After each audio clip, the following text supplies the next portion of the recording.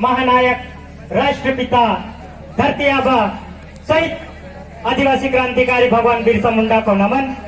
और जितने भी आए साथियों का हार्दिक स्वागत अभिनंदन। साथियों, आज हमारे समाज को, साथियों व्यवस्थित रूप से बैठ जाए। ये जितने भी साथी हैं अपने झंडा जो लेके बैठे हैं सब बैठ जाए। आज हमारे समाज में एक ऐसी स्थिति बन गई है कि हमारे हक अधिकारों के लिए, हमें शुरू से मिले हुए अधिकारों के लिए आज हमें संघर्ष करना पड़ रहा है, रैली धरना आंदोलन करना पड़ रहा है। वो क्यों करना पड़ रहा है?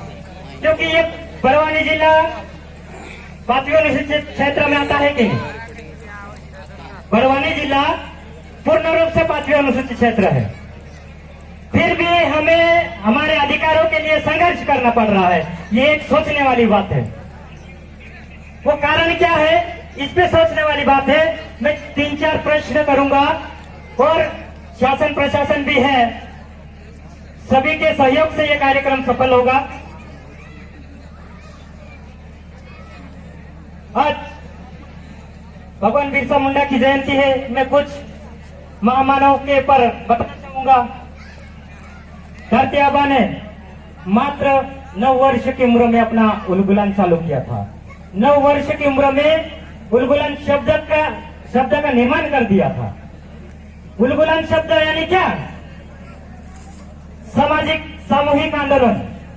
यानी आज हम जो बैठे हैं सामूहिक रूप में अपने समाज के शहीद क्रांतिकारियों की जो जयंती मनाने आ रहे हैं, यही सामाजिक आंदोलन है।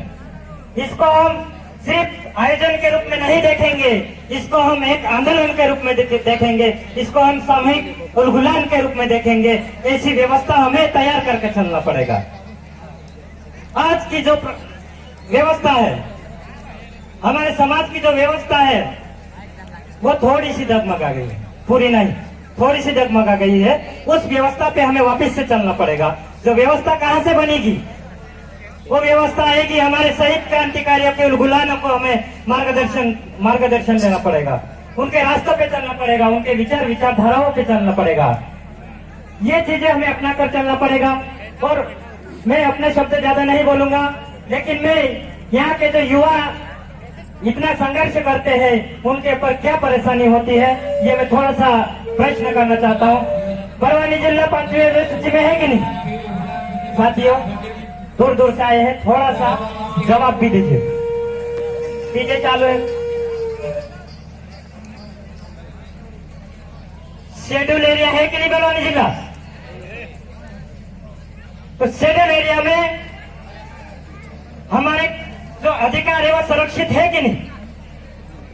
5वीं अनुसूची, अगर संविधान लागू है तो 5वीं अनुसूची लागू है, और 5वीं अनुसूची लागू है तो इस गांव की जो 500 गांव है, कोई नगर वगर कुछ नहीं है। अगर नगर रहता तो संविधान के अनुच्छेद 244 के तहत यह विस्तार नहीं हुआ है। नगर निगम, नगर पंचायत या कोई सा भी छोटा कानून हो, शेड्यूल एरिया में विस्तार करने के लिए यहाँ की ग्राम सभा से परमिशन लेना पड़ता है। हुआ क्या? नहीं हुआ। और नहीं हुआ तो ग्राम सभा का उल्लंघन हुआ। और वो ग्राम सभा हमारे जो एग्जिस्टिंग लॉ बोलते हैं उसको, विद्यमान विधि जो संविधान से पहले से बनी है, और फोर्स ऑफ लॉ किसको बोलते हैं? प्रवृत्त विधि जो संविधान के बाद जो अब चल रही है, वो भी एक पारंपरिक रूप से हमारे पे लागू है। इस चीज को हमें समझना पड़ेगा। कानूनी व्यवस्था में कानूनी जानकारी हमें रखना पड़ेगा। साथियों, आज की जो पुलिस प्रशासन है, पिछली बार जो कार्यक्रम हुआ था उसमें हमारे साथी पे केस हुआ था, उनसे मैं थोड़ा सा प्रश्न करना चाहता हूं कि शेड्यूल एरिया में आईपीसी सीआरपीसी का विस्तार हुआ कि नहीं हुआ? शेड्यूल एरिया में आईपीसी सीआरपीसी का विस्तार नहीं हुआ है, फिर भी हमारे लोगों पर झूठा प्रकरण दर्ज करके हमारे लोगों को प्रताड़ित किया जाता है। ये कौन सा नियम है? ये कौन सी हमारे कानूनों का कैसे कैसे धज्जियां उड़ाई जा रही है। मोटर वाहन का केस लगा के उलझन में डाल रहे हैं हमारे लड़कों को। संविधान के अनुच्छेद 244 खंडिका 5 अध्याय 1 ये बोलता है कि केंद्र और राज्य सरकार द्वारा बनाए गए सामान्य कानून 5वीं अनुसूचित क्षेत्र में लागू नहीं होते हैं। तो ऐसे कानून की धज्जियां कैसे उड़ाई जा रही है हमारे समाज में, वो क्यों?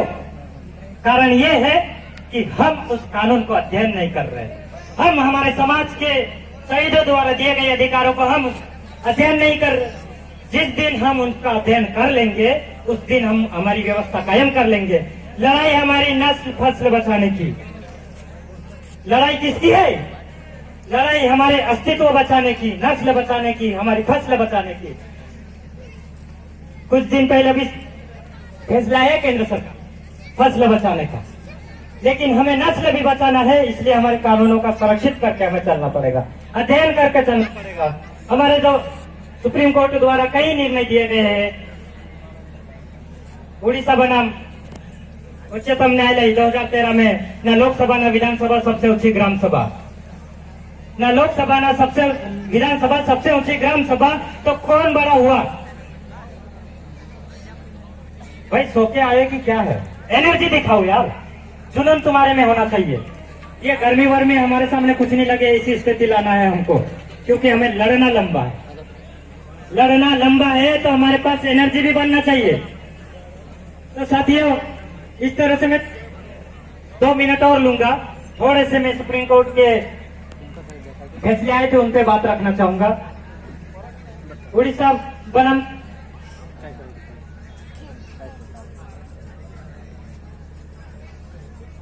समता बनाम आंध्र प्रदेश 1997 में यह फैसला आया था कि सरकार एक व्यक्ति के समान है। सरकार को एक व्यक्ति के समान खड़ा करके जल जंगल जमीन की जो लड़ाई थी उसका फैसला आया था। उसमें भी हमें हमारे जल जंगल जमीन को जो लोग संघर्ष कर रहे थे उनके हित में फैसला आया था।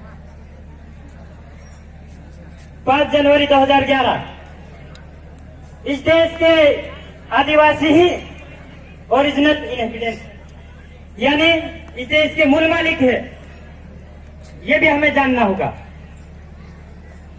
ऐसे कई कानून कई फैसले आए हैं हमारे हितों में, ये हमको समझना पड़ेगा। और सबसे मेन बात है संविधान के अनुच्छेद 13(3) का रूढ़िवादी व्यवस्था।